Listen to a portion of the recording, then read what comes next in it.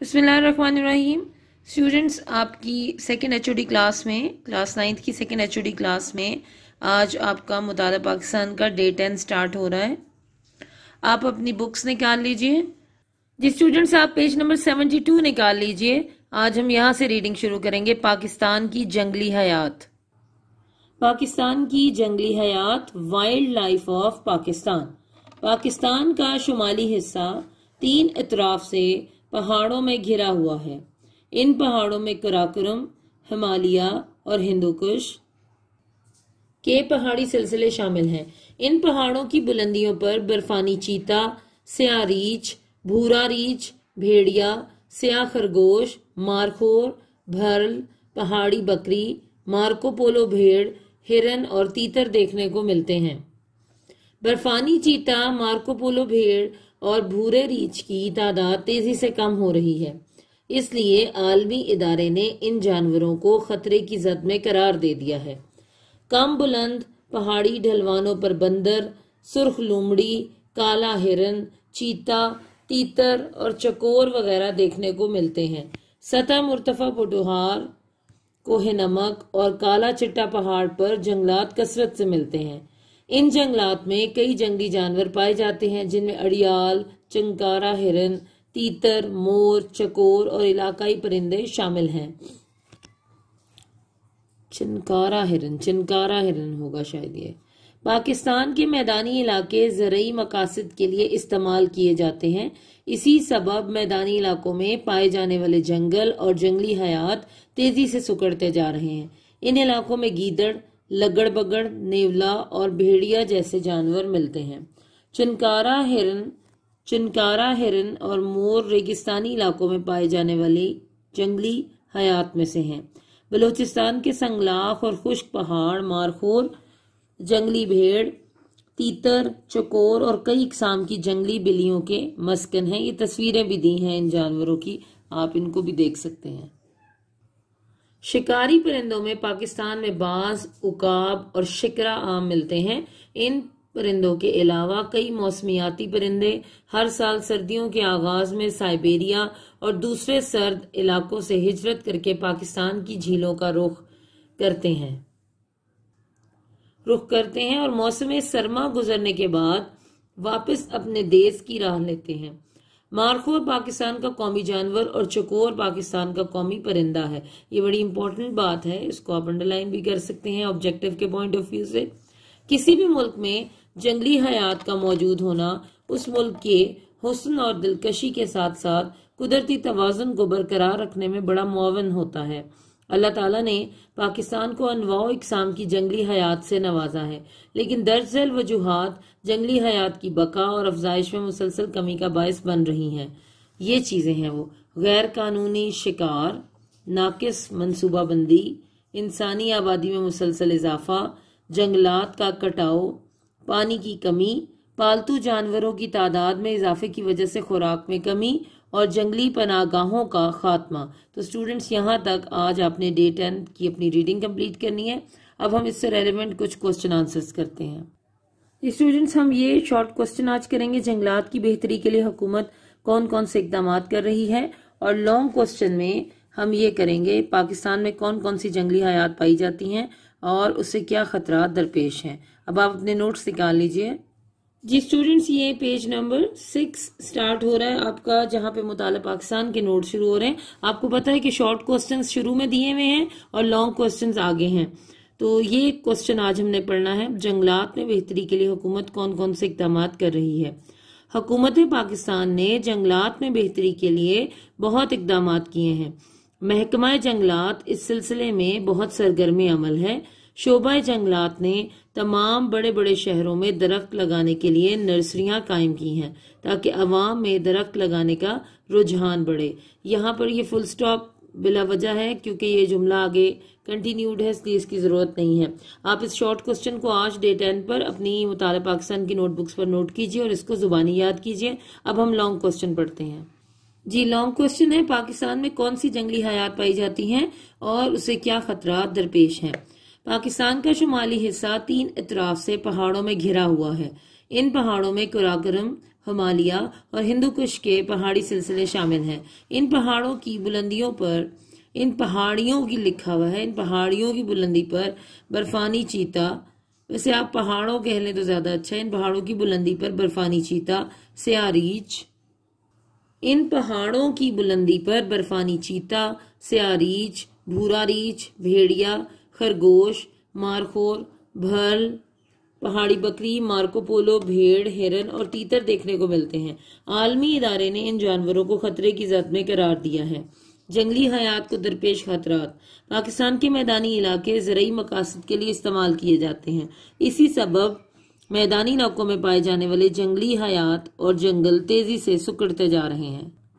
چنکارہ ہرن اور مور ریگستانی علاقوں میں پائے جانے والی جنگلی حیات ہیں اور درجہ حرارت کی وجہ سے ان کی جان کو خطرہ لاحق ہے۔ بلوچستان کے سنگلاخ اور خشک پہاڑ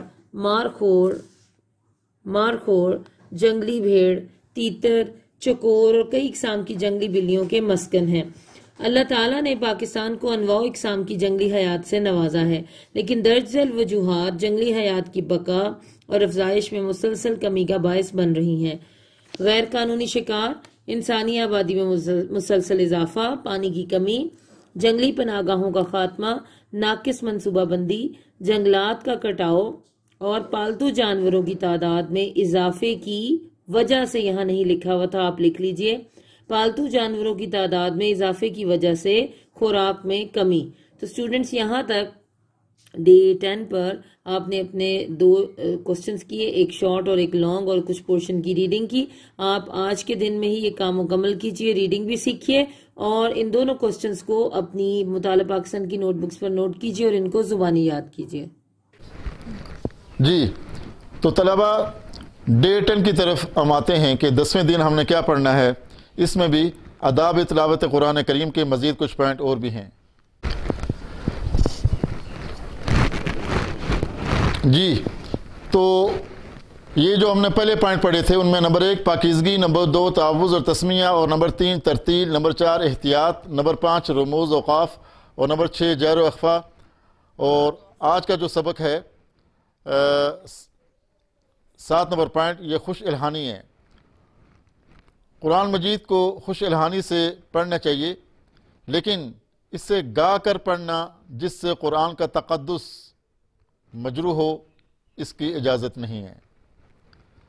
نمبر 8 مقدار تلاوت۔ تلاوت تھوڑی ہی کی جائے لیکن اچھی طرح اور باقاعدگی کے ساتھ کرنی چاہیے۔ جس قدر آسانی کے ساتھ پڑھا جا سکے قرآن کریم پڑھے، کم از کم اتنا پڑھے کہ قرآن کریم روکے جی۔ نمبر 8 مقدار تلاوت۔ تلاوت تھوڑی ہی کی جائے لیکن اچھی طرح اور باقاعدگی کے ساتھ کرنی چاہیے۔ جس قدر آسانی کے ساتھ قرآن کریم پڑھا جا سکے لازمی پڑھنا چاہیے۔ کم از کم اتنا پڑھے کہ ایک مہینے میں 2 مرتبہ قرآن ختم ہو جائے۔ امام ابو حنیفہ رحمۃ اللہ علیہ کا قول ہے کہ اگر سال میں 2 مرتبہ قرآن کریم ختم ہو گیا تو حق ادا ہو گیا، کیونکہ حضرت جبرائیل علیہ السلام نے حضور صلی اللہ علیہ وسلم کے ساتھ آپ کی عمر کے آخری سال قرآن کریم 2 مرتبہ دہرایا تھا۔ ان ظاہری آداب کے علاوہ درج ذیل باتوں کا خیال رکھنا بھی بہت ضروری ہے، جن میں نمبر 1 ہے تدبر۔ قرآن مجید علم و دانش کی کتاب ہے، اس لیے اسے سرسری طور پر پڑھ لینا کافی نہیں۔ اس کا فائدہ اسی وقت حاصل ہو سکتا ہے جب کہ اس کے معانی اور مطالب، یعنی اس کا جو مطلب ہے، اس میں غور و خوض کیا جائے۔ اس لیے حتی المقدور، یعنی جتنا ممکن ہو سکے قرآن کو سمجھنے کی کوشش کرنی چاہیے اور کسی عالم دین سے سننا پڑھنا یہ زیادہ بہتر ہوگا۔ نمبر 2 تقوی۔ قرآن مجید سے حقیقی معنوں میں مستفیض وہی لوگ ہو سکتے ہیں، یعنی فیض وہی لوگ پا سکتے ہیں جو متقی اور پرہیزگار ہوں۔ دوسرے لوگ اس سے جس طرح فائدہ اٹھانا چاہیے وہ فائدہ نہیں اٹھا سکتے۔ اس بات کی طرف سورہ بقرہ کے آغاز میں ارشاد فرمایا ھدی للمتقین، یعنی یہ متقین لوگوں کے لیے ہدایت ہے۔ تلاوت کرتے وقت یہ بات ذہن سے ہرگز اوجل نہیں ہونی چاہیے کہ اللہ تعالیٰ کی کتاب ہے جو اس نے اپنے حبیب جناب رسول اللہ صلی اللہ علیہ وسلم پر نازل فرمائی ہے، اس کے ادب اور احترام اور اس کے احکام کی پابندی ہی میں ہماری کامیابی اور کامرانی ہے، اور اس سے سرتابی یعنی اس سے منہ موڑنا سراسر نقصان اور خسارے کا موجب ہوگا۔ تو عزیز طلبہ، اس کے چند سوالات بنے جو آپ کو اس وقت تک پڑھایا جا چکا ہے، پہلی HOD سے لے کر سیکنڈ HOD تک۔ نمبر 1، فضیلت قرآن کے بارے میں آپ کیا جانتے ہیں؟ وہ آپ کو ضیاء اسلامیات سے آپ کو یہ مضمون پڑھایا تھا۔ نمبر 2، مضامین قرآن پر مختصر نوٹ لکھیں، یہ بھی آپ ضیاء اسلامیات سے آپ کو پڑھایا تھا، وہی آپ کو لکھنا ہوگا یہاں پہ۔ نمبر 3، تلاوت قرآن کے ظاہری آداب بیان کیجئے، جو ابھی آپ کو یہ لاسٹ والے جو 2 پوائنٹ ان کو چھوڑ کر جو پڑھائے تھے۔ نمبر 4، مقدار تلاوت پر مختصر نوٹ لکھیے۔ نمبر 5، رموز، اوقاف اور جہر و اخفا سے کیا مراد ہے۔ نمبر 6، قرآن پاک سے حقیقی معنوں میں مستفیض ہونے کے لیے کن صفات کا ہونا ضروری ہے۔ والسلام علیکم ورحمۃ اللہ وبرکاتہ۔ اسٹوڈنٹس، آج ڈے 11 میں ہم پڑھیں گے تفصیلی سوال نمبر 4، اور وہ ہے آمریت کی تعریف کریں اور اس کی خوبیاں اور خامیاں واضح کریں۔ اسٹوڈنٹس، سب سے پہلے ہم آمریت کی تعریف پڑھیں گے۔ تو اس میں لکھا ہوا ہے کہ آمریت سے مراد ایسی طرز حکومت ہے جس میں حکومت کے تمام اختیارات کسی فرد واحد کے پاس ہوتے ہیں یا کسی آمر کے پاس ہوتے ہیں جو کسی مشورے کا پابند نہیں ہوتا۔ اس کے منہ سے نکلی ہوئی ہر بات قانون کا درجہ رکھتی ہے۔ عام طور پر آمر حکومت کا اقتدار فوجی طاقت کے ذریعے حاصل کرتا ہے، اور جب تک یہ طاقت اس کا ساتھ دیتی ہے وہ اپنا تسلط قائم رکھتا ہے۔ جو آپ کو بتا رہا ہے کہ جو ڈکٹیٹر ہوتا ہے وہ فوجی جو ہے وہ طاقت کے ذریعے جو ہے وہ اپنا طاقت حاصل کرتا ہے، فوج کے ذریعے حاصل کرتا ہے، اور پھر وہ تب تک قائم رہتا ہے جب تک وہ چاہتا ہے۔ آگے وہ لکھتا ہے کہ یہ اپنے اقتدار کو دیر تک قائم رکھنے کے لیے تمام جائز و ناجائز ذرائع استعمال کرتا ہے۔ تو یہ تھوڑا اس کا انٹروڈکشن ہے یا ڈیفینیشن آپ نے آمریت کی کرنی ہے۔ آگے ہم اس کی پڑھیں گے خوبیاں، کہ آمریت یا ڈکٹیٹرشپ کی کیا خوبیاں ہوتی ہیں۔ تو اس میں پہلی ہیڈنگ لکھی ہوئی ہے فوری فیصلے۔ تو اس میں لکھا ہوا ہے کہ چونکہ آمریت میں فیصلہ سازی کا اختیار فرد واحد کے پاس ہوتا ہے، لہذا فوری فیصلے کیے جا سکتے ہیں۔ ایک آمرانہ حکومت عوامی امور میں کم دلچسپی لینے والے لوگوں سے بھی زیادہ کام لے سکتی ہے، جبکہ جمہوری حکومت میں یہ خاصا مشکل ہے۔ مثال کے طور پر جرمنی پہلی جنگ عظیم میں تباہ ہو کر رہ گیا تھا، لیکن ہٹلر نے تھوڑے ہی عرصے میں جرمنی کو اول درجے کی قوت بنا دیا تھا۔ یعنی کہ جو ڈکٹیٹرشپ یا آمریت ہوتی ہے اس میں ایک ہی بندہ جو ہے وہ حکومت میں آتا ہے اور حکومت کو چلا رہا ہوتا ہے، اور اسی کے فیصلے ہوتے ہیں، وہی ڈیسیجن میکر ہوتا ہے، اس لیے وہ فوری فیصلے کر کے حکومت کو جلدی جو ہے وہ سٹیبل بھی کر سکتا ہے۔ نمبر 2 ہے پالیسی میں تسلسل۔ چونکہ یہ طرز حکومت عموماً مضبوط اور طویل ہوتا ہے اور پالیسی بھی ایک جیسی رہتی ہے، اس لیے جو بھی پروگرام بنایا جاتا ہے اور اس میں کوئی رکاوٹ پیدا نہیں ہوتی۔ آگے لکھا ہوا ہنگامی حالات کے لیے موضوع۔ اس طرز حکومت میں فرد واحد تمام اختیارات کا مالک ہوتا ہے جو تمام مسائل کے حل کے لیے فوری فیصلے کرتا ہے۔ اس طرح عموماً وہ ہنگامی حالات پر قابو پانے کی صلاحیت رکھتا ہے۔ قومی اتحاد۔ اس نظام میں مخالف سیاسی جماعتوں کی عدم موجودگی سے لوگوں میں پارٹی بازی اور گروہ بندی ختم ہو جاتی ہے، لہذا عموماً وقتی طور پر لوگوں میں یکجہتی اور قومی اتحاد پیدا ہوتا ہے۔ مضبوط دفاع۔ آمریت میں اقتدار کا انحصار فوجی قوت پر ہوتا ہے، اس لیے فوجی قوت پر خصوصی توجہ دی جاتی ہے، لہذا اس حکومت میں ریاست کا دفاع مضبوط ہوتا ہے اور ریاست اندرونی اور بیرونی خطرات سے محفوظ رہتی ہے۔ تو اب ہم پڑھیں گے آگے اس کی خامیاں، یعنی کہ ڈکٹیٹرشپ کی خامیاں کون سی ہوتی ہیں۔ اس میں پہلا لکھا ہوا ہے آزادی کا خاتمہ۔ آمریت میں فرد کی آزادی مکمل طور پر ختم کر دی جاتی ہے اور اس میں فرد کے لیے ذہنی اور قلبی سکون حاصل کرنا ناممکن ہوتا ہے۔ خوف و ہراس۔ آمر کے اقتدار کا انحصار طاقت کے بل بوتے پر ہوتا ہے اور وہ اقتدار کی حفاظت کے لیے قوت کا بے دریغ استعمال کرتا ہے، جس کی وجہ سے ملک میں خوف و راس پیدا ہو جاتا ہے۔ اس انتشار کی وجہ سے ملکی معیشت تباہ ہو جاتی ہے، یعنی خوف و راس لوگوں میں زیادہ آ جاتا ہے آمریت سے۔ غیر ذمہ دار حکومت، آمریت میں بحث و مباحثے کا سلسلہ ختم ہو جاتا ہے اور اختلاف رائے کو سنگین جرم سمجھا جاتا ہے، لہذا تصویر کا دوسرا رخ کبھی سامنے نہیں آتا، اور آمر کی مسلسل غلطیوں سے ملک کو ناقابل تلافی نقصان پہنچتا رہتا ہے۔ اس لیے یہ غیر ذمہ دار حکومت ہے، اور لوگ تبدیلی کا سوچنا شروع کر دیتے ہیں۔ تحقیقی صلاحیتوں کا خاتمہ، کیونکہ اس میں آپ کو بتا رہا ہے کہ اس نظام حکومت میں عوام کا کام اعلیٰ افسروں کے احکامات بجا لانا ہوتا ہے، اس لیے ان میں غور و فکر اور ایجاد کی صلاحیتیں ختم ہو جاتی ہیں۔ اس طرح ملک ماہرین کی آزادانہ رائے سے محروم ہو جاتا ہے اور علمی و تحقیقی ترقی رک جاتی ہے۔ تو اس طرح اسٹوڈنٹس یہ تھی ڈکٹیٹرشپ کی خامیاں۔ تو ہم اتنا ہی پڑھیں گے، آج کا کام ہمارا اتنا ہی ہے۔ اب آپ نے یہ یاد بھی کر لینا ہے اور اپنی نوٹ بکس کے اوپر لکھنا بھی ہے۔ طلبہ، دوسری ایچ او ڈی کا 10واں ورکنگ ڈے ہے۔ اس کے اندر ہم پڑھیں گے آیت نمبر 65 to 69 کے معروضی سوالات اور ایم سی کیوز۔ تو آئیں پڑھتے ہیں مختصر سوالوں کے جواب یا معروضی سوالوں کے جواب۔ سوال: کیا جہاد کرنا ضروری ہے؟ جی ہاں، جو لوگ اسلام اور مسلمانوں کو ختم کرنا چاہتے ہیں ان کے خلاف جہاد کرنا فرض ہے اور ضروری ہے۔ سوال: کیا جنگ کرنے کے لیے مسلمانوں کو تیار کرنا چاہیے؟ جی ہاں، مسلمانوں کو جنگ کرنے کے لیے تیار رہنا چاہیے اور مسلمانوں کے اندر جہاد کرنے کا شوق پیدا کرنا چاہیے اور مسلمانوں کو ترغیب دینی چاہیے کہ جہاد ہی کے اندر تمہاری کامیابی ہے۔ سوال: جہاد کی کتنی قسمیں ہیں؟ جواب: جہاد کی 5 قسمیں بیان کی گئی ہیں۔ نمبر 1، بری خواہشات کے خلاف جہاد۔ نمبر 2، شیطان کے خلاف جہاد۔ نمبر 3، قلم کے ساتھ جہاد۔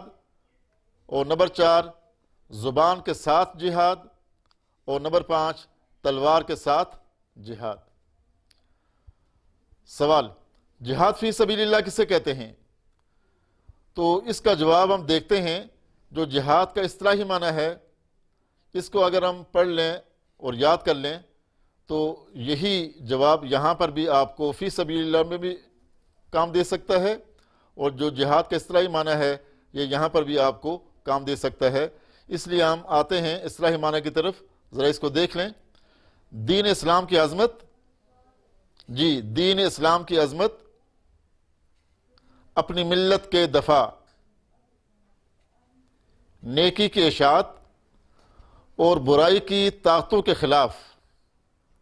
یہاں یہ لکھا ہے نا کوشش کرنا، تو ہم یہاں پر یہ کہیں گے کہ برائی کی طاقتوں کے خلاف مسلح جد و جہد کرنا، یعنی اسلحے کے ساتھ کوشش کرنا، یہ کیا کہلاتا ہے جی؟ جہاد فی سبیل اللہ کہلاتا ہے۔ اور اگر ہم یہاں پر یہ لفظ استعمال کریں گے کہ مسلح کوشش کرنا، تو یہ جہاد کے اصطلاحی معنی ہو جائیں گے۔ گویا کہ فی سبیل اللہ اور جہاد کے اصطلاحی معنی میں ایک لفظ کا فرق ہے۔